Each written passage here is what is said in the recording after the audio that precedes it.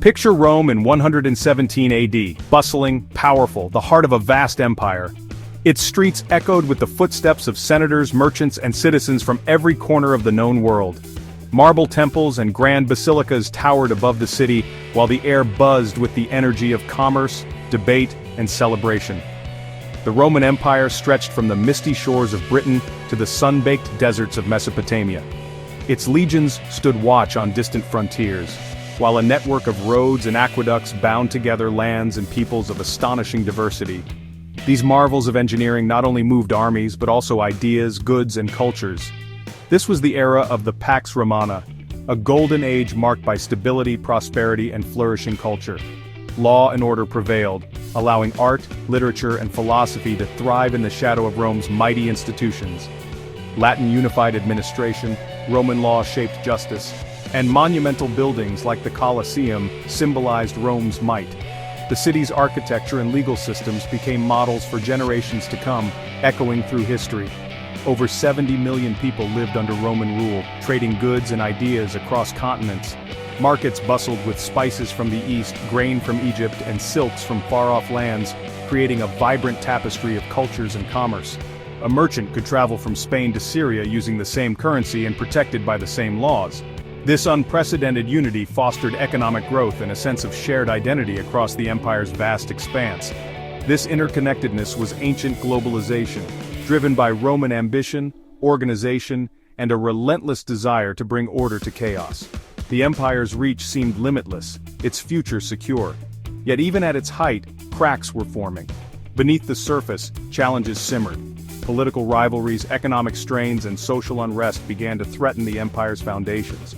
The empire's sheer size and complexity sowed seeds of future trouble. Governing such a vast territory stretched resources thin and made unity increasingly difficult to maintain. Rome's fall wasn't a single event, but a long saga of internal decay and external pressures.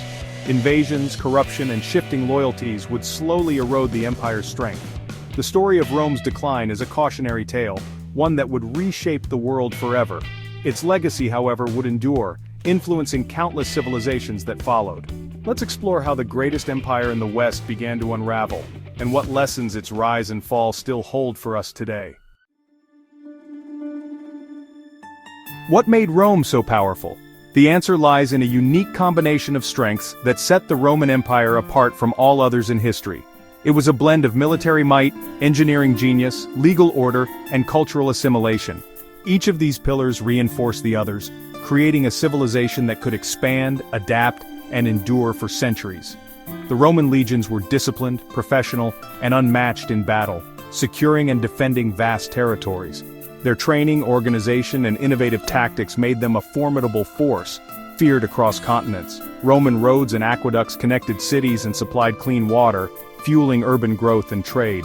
These engineering marvels allowed information, goods, and armies to move swiftly across the empire, binding distant provinces together. Roman law created order and predictability, uniting diverse peoples under a single system.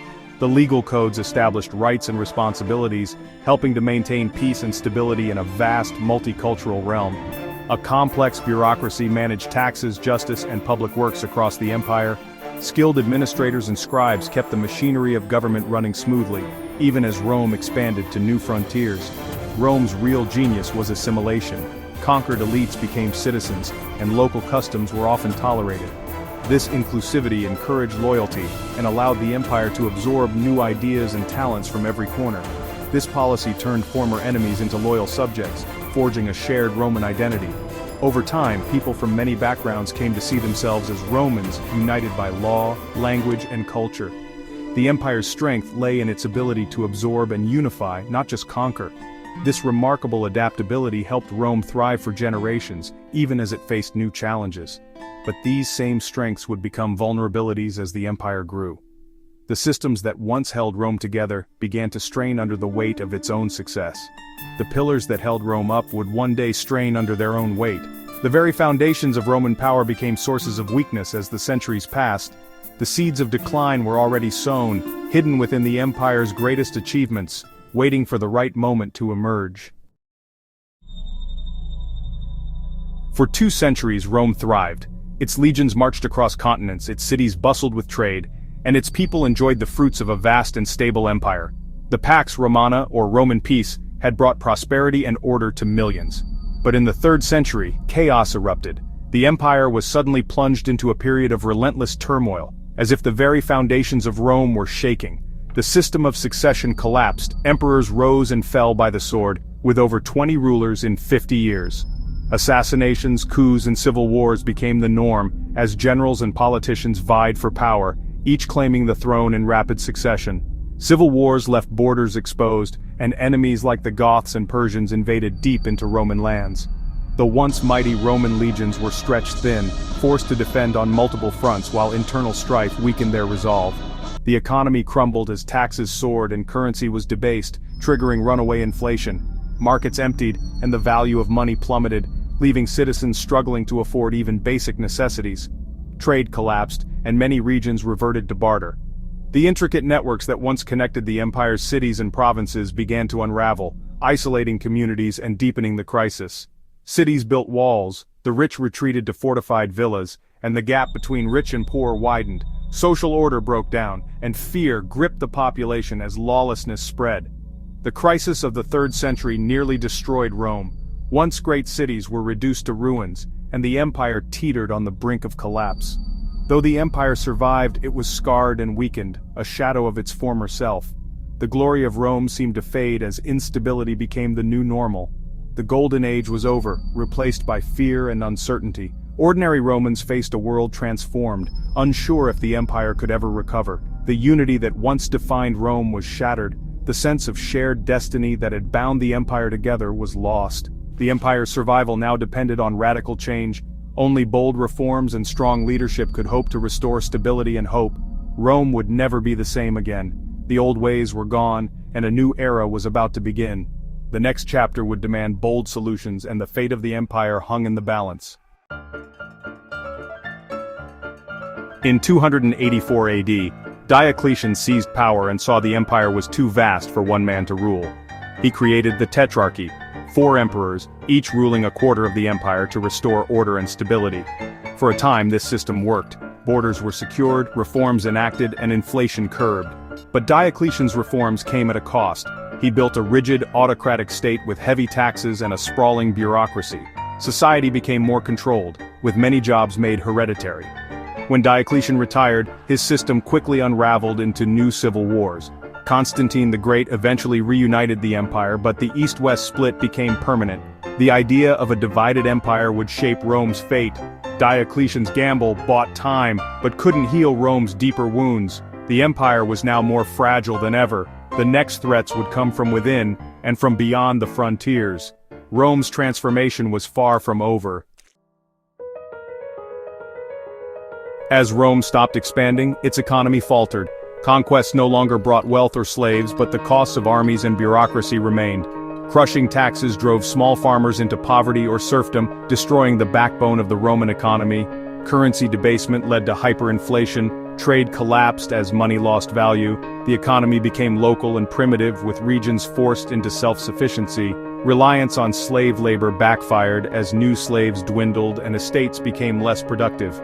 War, plague, and hardship shrank the population, deepening the crisis. The middle class vanished, cities shrank, and the gap between rich and poor grew.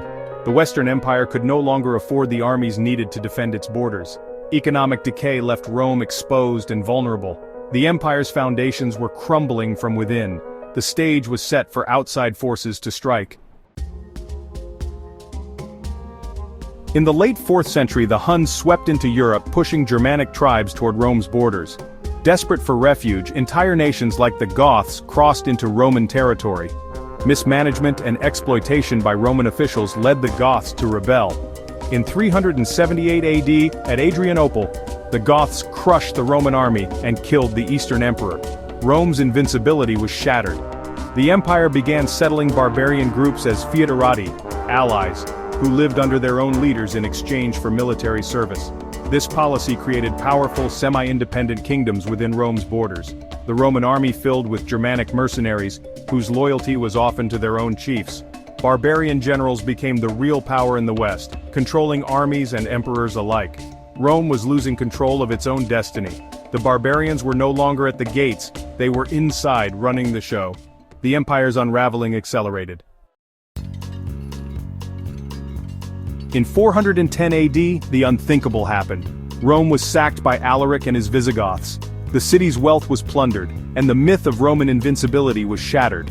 News of the sack sent shockwaves across the empire, signaling its mortal weakness. Soon after, waves of Vandals, Suebi, and Alans invaded Gaul, Spain, and North Africa. Britain was abandoned, left to fend for itself.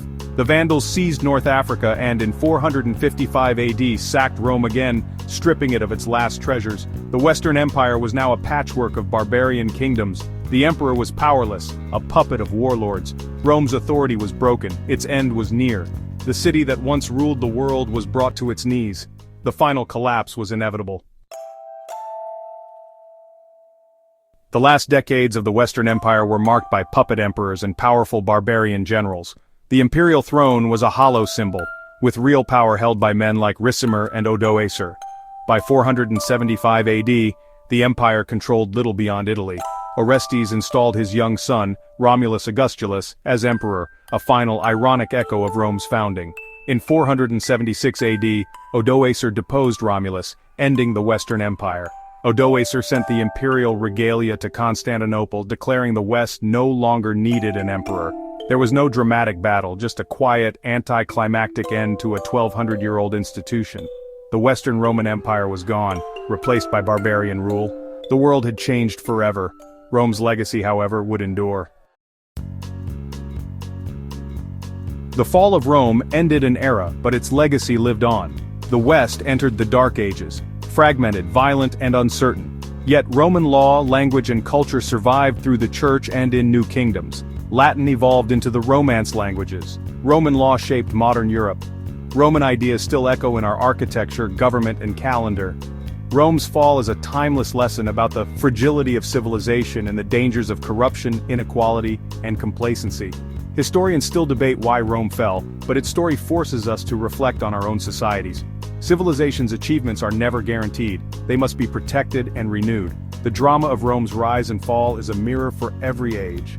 By studying Rome, we learn about ourselves and the enduring challenges of power and human nature.